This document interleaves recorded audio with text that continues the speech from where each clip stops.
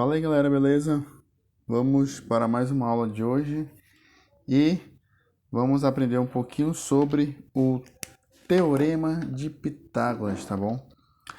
Esse Teorema de Pitágoras ele pode ser aplicado nos triângulos retângulos, legal? Então vamos lá entender um pouquinho melhor sobre essa situação aqui. Então, olha só. Então, nós temos aqui um triângulo retângulo, tá? Então, como eu havia falado na última aula, um triângulo retângulo é aquele que possui um ângulo reto, ou seja, um ângulo de 90 graus. Então, aqui está o ângulo de 90 graus, tá? Ele é representado por esse tipo quadradinho com uma bolinha no meio, né? Beleza. E aí, a gente tem aqui no triângulo retângulo essas três medidas, né? Então, essa medida maior e essas outras duas medidas menores aqui, tá? Então, beleza. Então, olha só, pessoal. Essa medida maior, que é a medida que é oposto ao ângulo reto, né? Olha só, o ângulo reto está desse lado aqui. Essa medida oposta é chamada de hipotenusa, tá bom? Chamada de hipotenusa. E as outras duas medidas, né, que são essa B e a C, são chamados de catetos, beleza? Muito bem.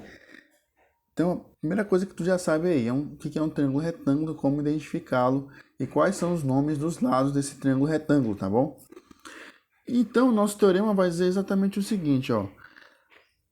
O valor da hipotenusa ao quadrado, ele é igual à soma dos quadrados dos catetos, ou seja, A ao quadrado é igual a B ao quadrado mais C ao quadrado, beleza?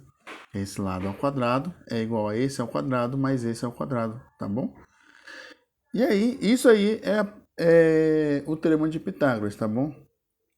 E aí, pessoal, a gente tem que entender o seguinte: esse teorema ele é válido para qualquer figura que ele se assemelhe com um triângulo retângulo, tá bom? Por exemplo, deixa eu desenhar aqui do lado, olha só. Quando vocês estiverem estudando lá vetores, vocês vão ver o seguinte: você vai ter aqui um vetor que eu vou chamar ele de vetor U. E aí vocês vão ter um outro vetor saindo dessa ponta. Veja só. Um vetor aqui, ó, que eu vou chamar de vetor V. E a soma desses dois vetores, a soma desses dois vetores vai dar um vetor resultante aqui, ó, que sai do início de um até a ponta do outro. Que esse aqui eu vou chamar de vetor resultante. E aí, como é que eu vou calcular esse meu vetor resultante? Esse meu vetor resultante, ele é igual, para eu achar, eu uso Pitágoras aqui, tá bom? Olha só, então perceba aí que qualquer estrutura que se assemelhe com um triângulo retângulo, eu posso achar eu posso usar o meu teorema de Pitágoras, tá bom? Mas isso é uma conversa para uma outra aula. Vamos aqui, então, ver umas aplicações do teorema de Pitágoras, tá bom? Então vamos lá. Então eu trouxe aqui alguns exercícios bem simples para nós, tá? Veja bem, então aqui eu tenho que achar o valor de x, né? O valor de x. Então como é que eu vou achar o meu valor de x aqui nessa questão? Deixa eu pegar minha outra caneta aqui. Então olha só, aqui eu tenho meu triângulo retângulo, eu tenho aqui a minha hipotenusa x e os meus catetos 3 e 4. Então, para eu achar esse camarada aqui, basta eu fazer a aplicação direta. Então vai ser o quê? X ao quadrado é igual a 3 ao quadrado mais 4 ao quadrado, beleza? E aí, então basta agora resolver essa continha. Então 3 ao quadrado dá 9, mais 4 ao quadrado dá 16. Então x ao quadrado é igual a 9 mais 16, 25. E aí passando a minha potência para o outro lado, ali eu vou ter o quê? Então eu vou ter x igual a raiz de 25, que obviamente é 5, tá legal? Então o valor do meu x é 5. Beleza? Então, pessoal, então vamos passar aqui para essa outra questão. Olha só, então aqui eu tenho que achar o valor de x, só que perceba o seguinte, né? Perceba o seguinte, só ajeitar aqui rapidinho. Perceba aqui o seguinte, né? O x, ele tá em um dos catetos aqui. Ele já não está mais na hipotenusa. Só que aí ainda assim é muito simples. Basta eu aplicar Pitágoras aqui e isolar o valor de x. Então vamos lá. Então, eu tenho 10 ao quadrado igual a 6 ao quadrado mais x ao quadrado, beleza?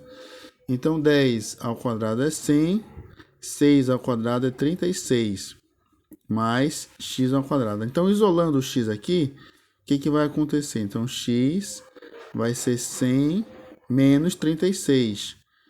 Então, x ao quadrado, né? 100 menos 36 dá 64. Passando a raiz para o outro lado, passando a potência como forma de raiz para o outro lado, vai ser raiz de 64. Então, x vai ser igual a 8. Beleza? Bem simples assim. Vamos passar aqui para o nosso último exemplo aqui. Aqui o último exemplo eu trouxe no verso da folha, porque ele vai nos dar, já vai ser um pouquinho mais desafiador ele, né? Mas se você for prestar atenção, não é tão difícil assim. E nós já temos uma aula aqui de equação do segundo grau, então vai ficar tranquilo. Então vamos lá, olha só. Eu tenho aqui o seguinte, ó. Então aqui eu tenho a hipotenusa com esse valor de x mais 9, os catetos com x mais 3 e esse aqui 2x, tá? Então vamos lá, então como é que eu iria armar essa conta aqui? Então, a hipotenusa ao quadrado, x mais 9 ao quadrado, igual a 2x ao quadrado, mais x mais 3 ao quadrado. Aqui agora apenas aplicar a propriedade dos produtos notáveis, né? Então vai ficar como aqui, ó. Então vai ficar x ao quadrado mais 2 vezes o primeiro pelo segundo, que vai dar 18x, mais o quadrado do segundo, que vai dar 81. Isso aqui é igual a 4x ao quadrado mais x ao quadrado vai dar x ao quadrado mais 6x mais 9. Agora basta eu isolar o valor do x aqui, vai ficar como? Então vamos lá, olha só, vai ficar dessa forma, x ao quadrado menos 4x menos x ao quadrado mais 18x menos 6x mais 81 menos 9, beleza? E aí eu faço o cancelamento desses dois camaradas aqui. E vai me sobrar o quê? Vai me sobrar menos 4x ao quadrado, tá, pessoal? Menos 4x ao quadrado, mais 18x, menos 6x, mais 72, né? Faltou fazer essa continha aqui, então vai ficar como?